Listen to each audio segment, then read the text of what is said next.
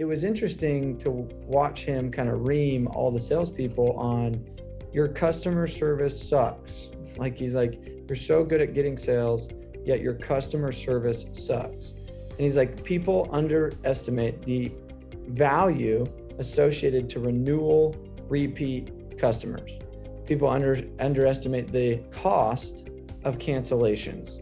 The cost that not only is tangible, which is I lost revenue, but the cost, which is telling the world that that customer no longer validates what you're offering or serving or whatever, and that they felt the need and want to go somewhere else and promote and be an advocate of new XYZ company.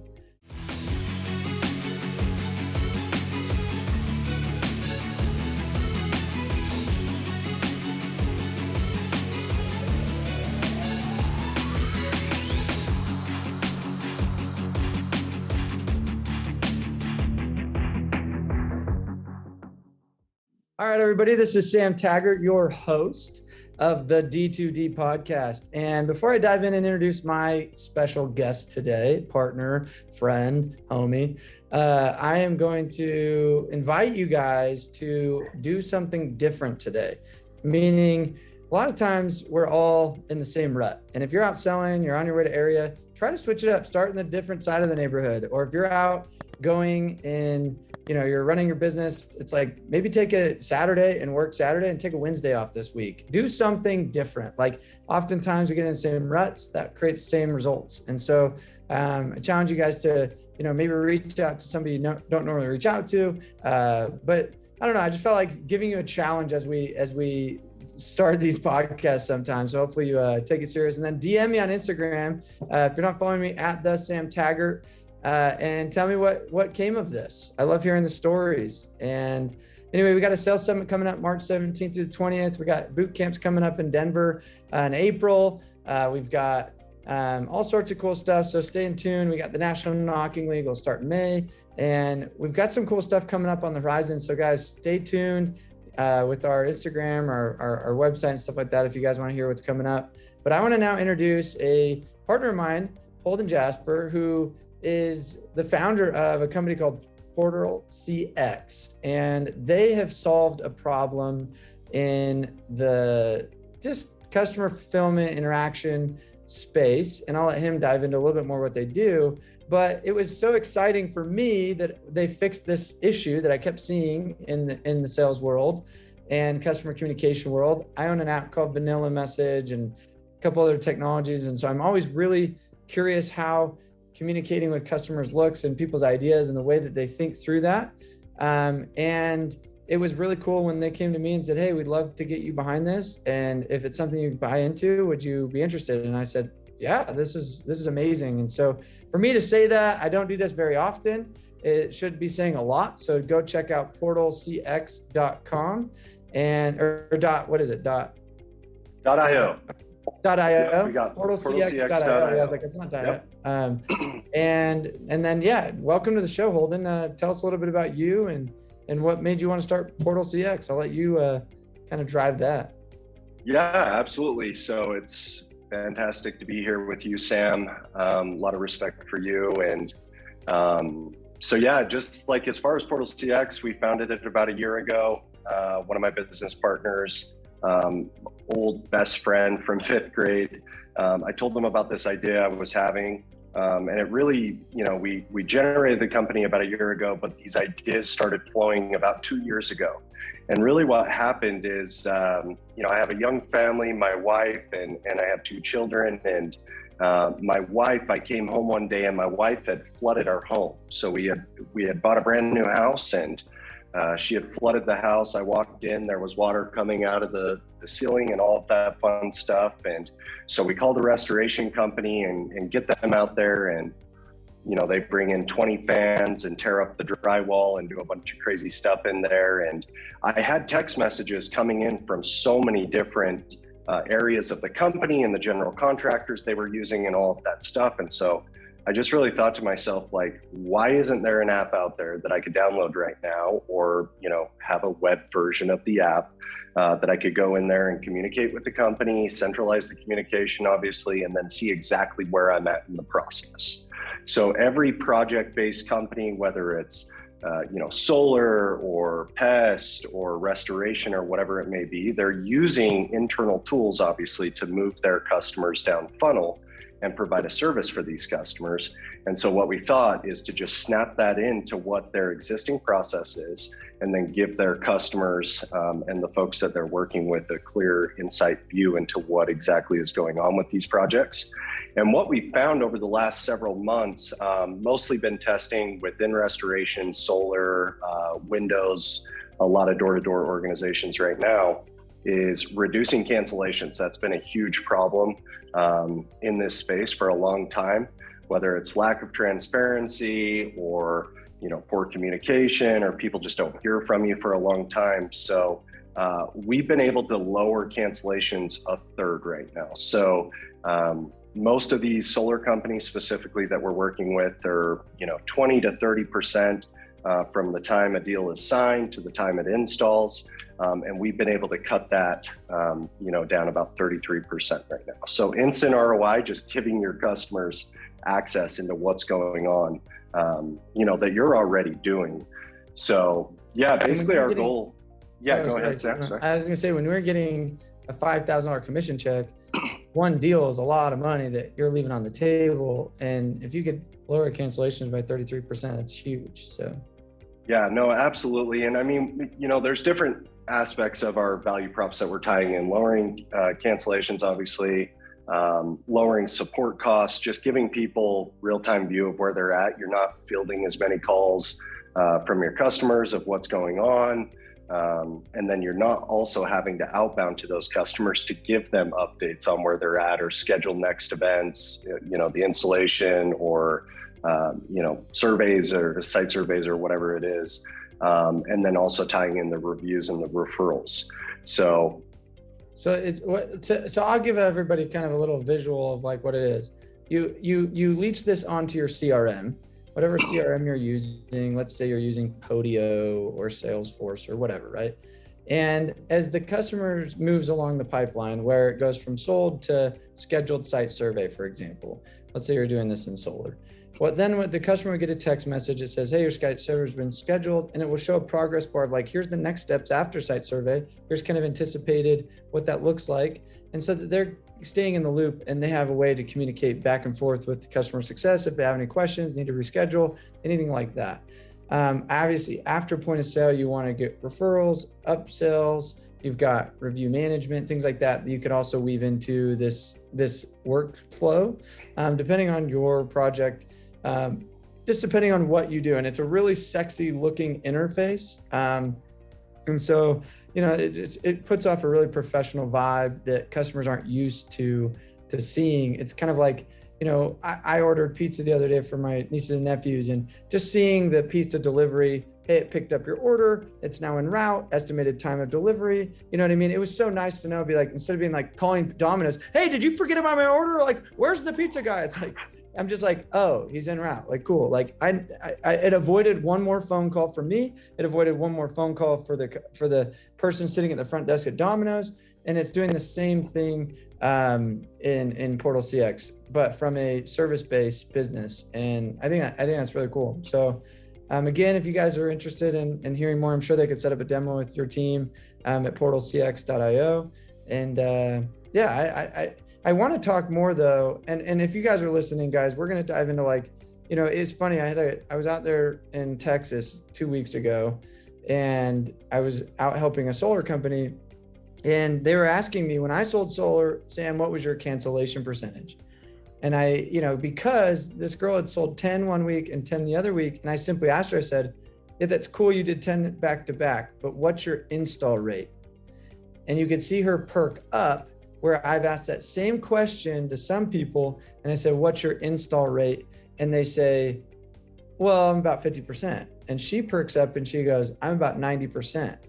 And I go, awesome. So the difference, same market, same product, same thing. One sells 10, installs 5, one sells 10, installs 9. The question is, can we build ourselves better tools? Like what, you've obviously done this for a long time, done enough research, been in this trial and error, had client success. What are the key factors that makes a customer want to cancel?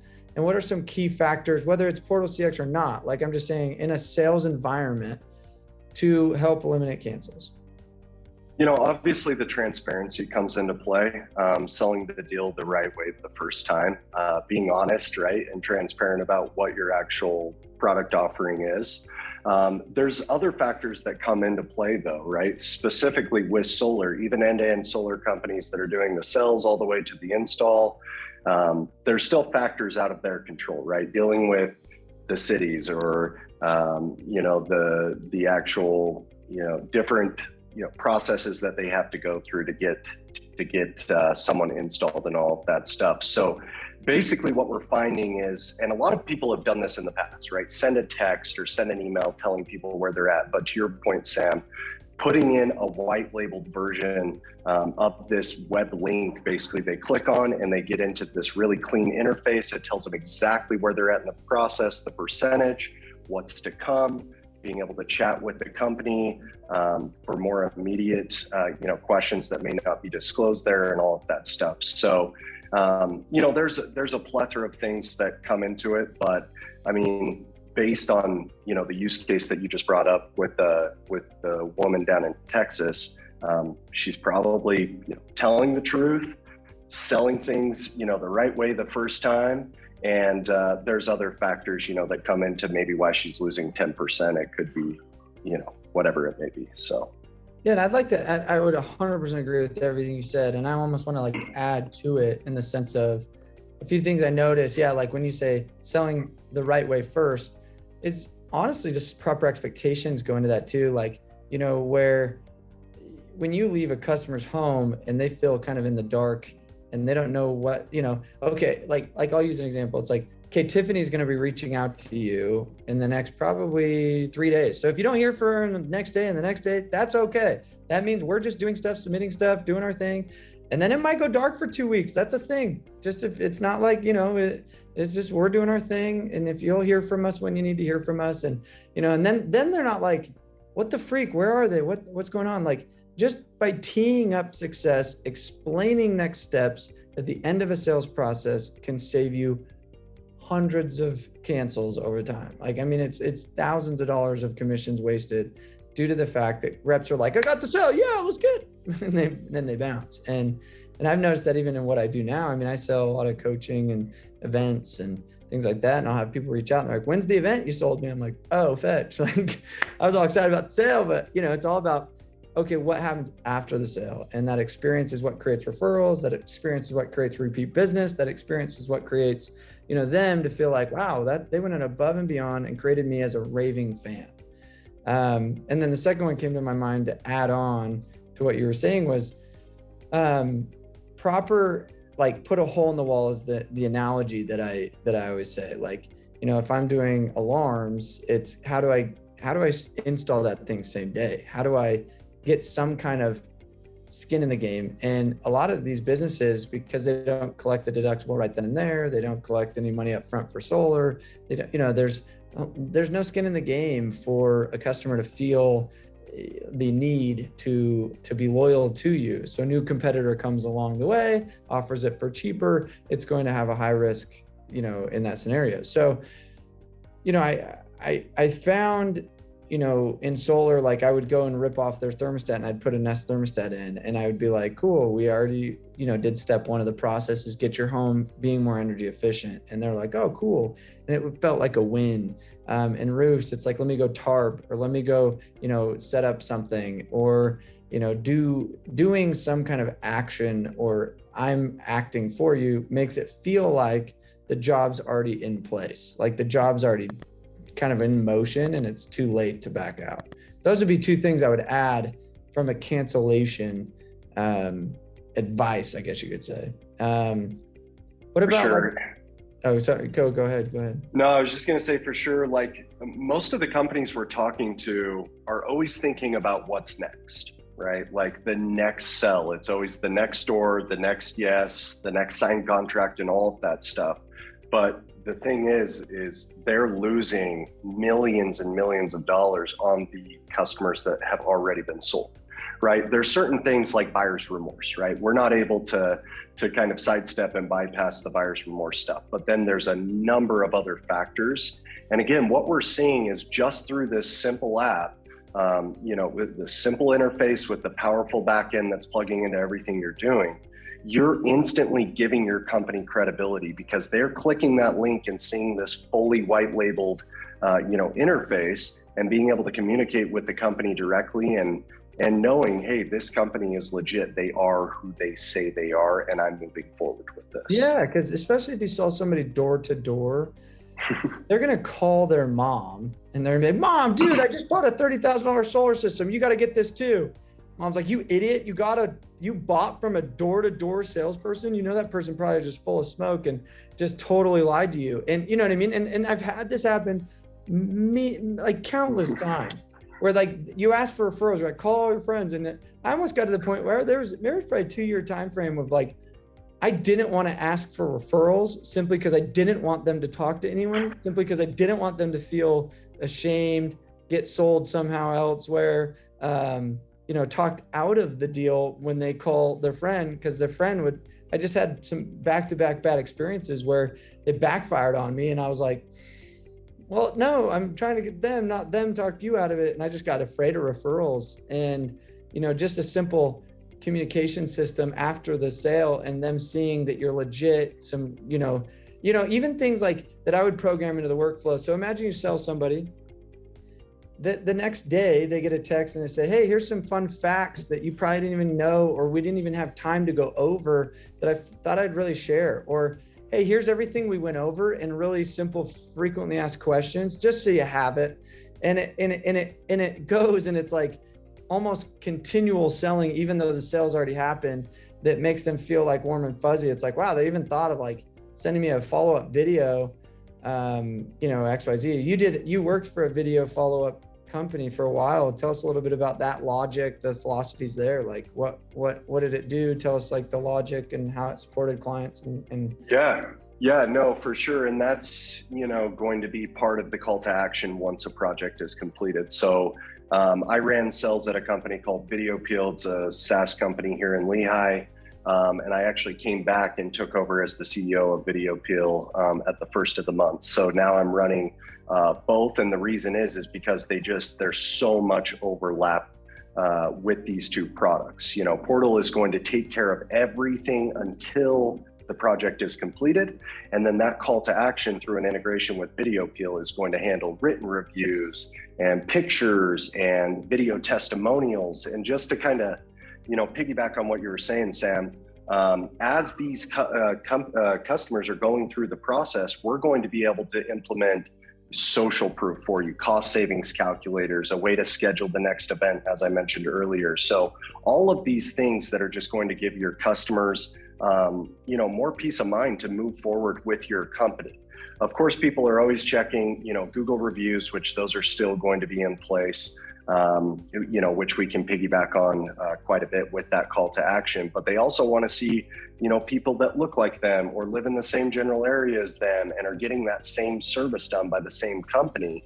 And it's extremely beneficial to have people that you're not paying to talk really, good about your company, but your actual organic customers are saying fantastic things about, hey, I worked with Sam Taggart. He was amazing to deal with. Everything he said, came to fruition. He underpromised and over-delivered. I cannot recommend Sam higher enough. And just through that 20 or 30 second, video on the interface of Portal or whatever you're utilizing those videos for, paid advertising, your website, whatever it may be, you're giving a lot more peace of mind to those customers. And then your customer acquisition costs goes down, right? Because you're converting more.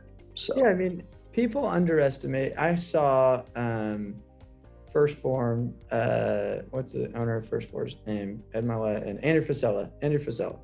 So Andrew Frisella comes and he talks to a sales conference that I was attending, and he runs $1 billion company, right? And it was interesting to watch him kind of ream all the salespeople on your customer service sucks. Like he's like, you're so good at getting sales, yet your customer service sucks. And he's like, people underestimate the value associated to renewal repeat customers. People underestimate the cost of cancellations, the cost that not only is tangible, which is I lost revenue, but the cost, which is telling the world that that customer no longer validates what you're offering or serving or whatever, and that they felt the need and want to go somewhere else and promote and be an advocate of new XYZ company. And I thought that was just an interesting kind of kick to the nuts internally for me of like, okay, what can we do to make our customer experience better? What can I do to be more in tune and more aligned with each of the departments that I deal with in my businesses?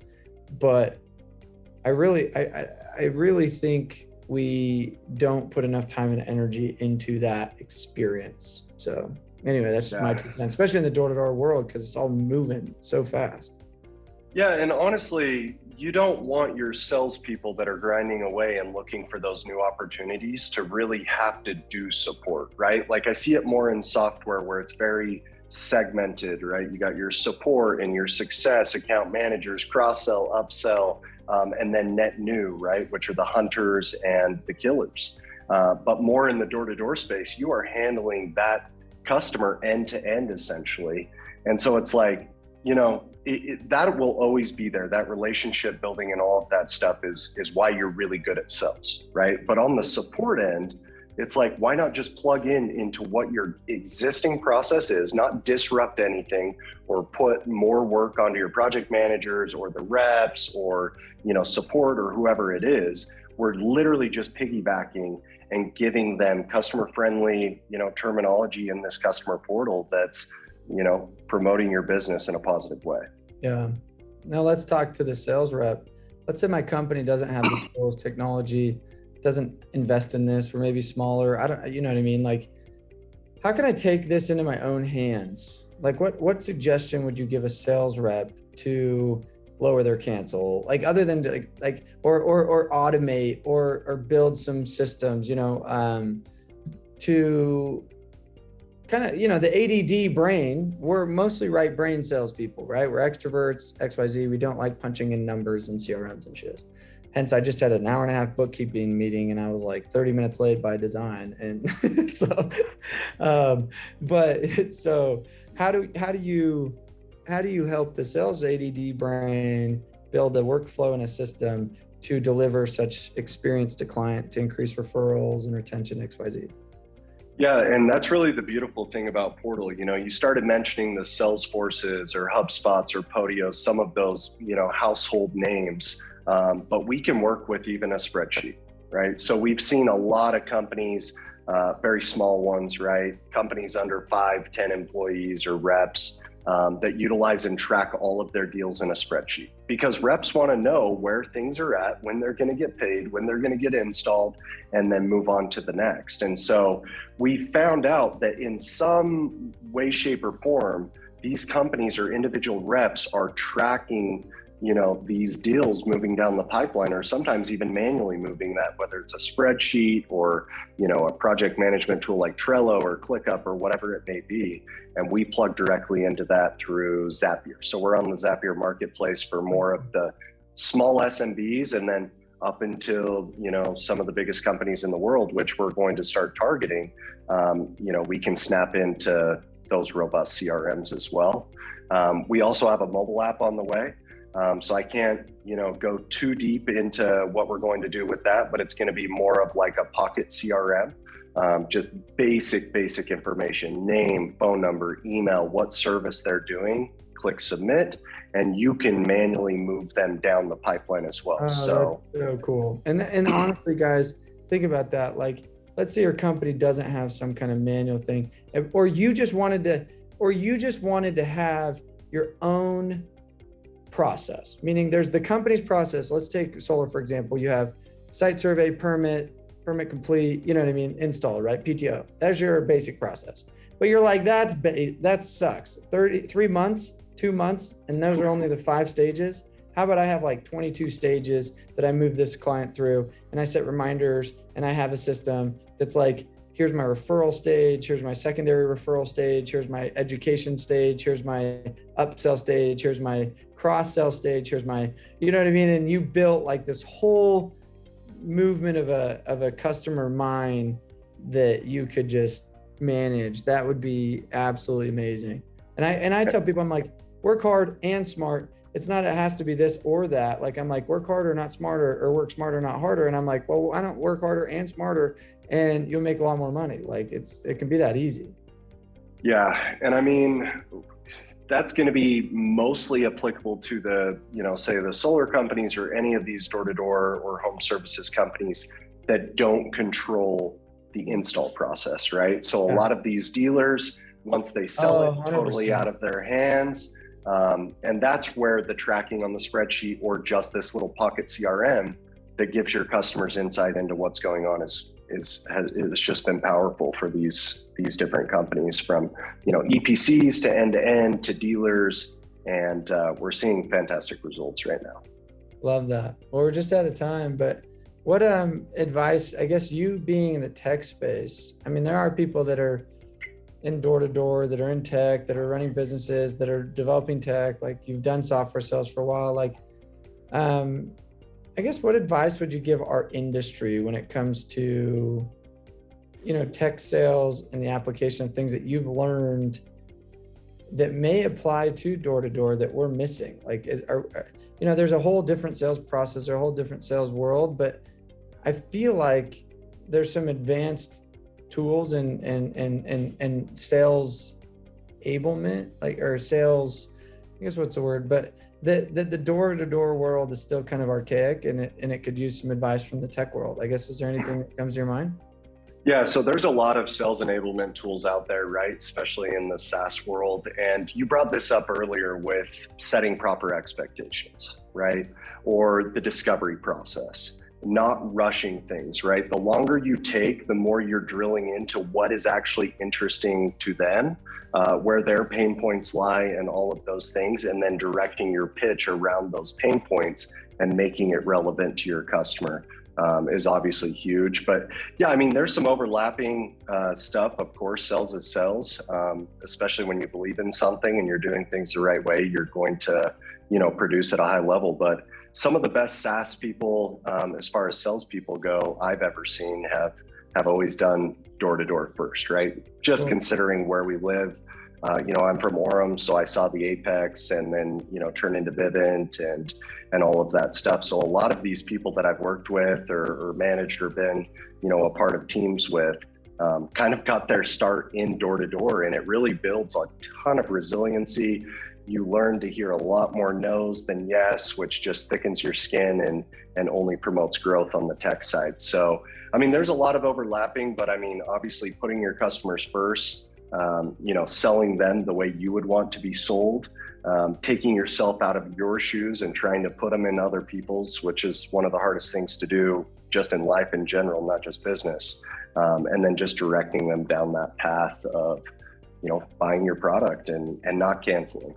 100%. Well, I appreciate you being on the show, my man. Like, honestly, this has been a fun journey, and I'm excited to continue to build this with you. And thank you so much for the value. I think anybody listening to this, they should value this more than just the sales, or just as much as the sales conversation would look like. You know, what tools are you using? What are you doing to reduce cancellations and really increase your customer experience? So thank you so much, Holden. And guys, if you are interested, go set up a time on PortalCX.io and go improve your sales process. I love it. Thanks, man. Thanks, Sam.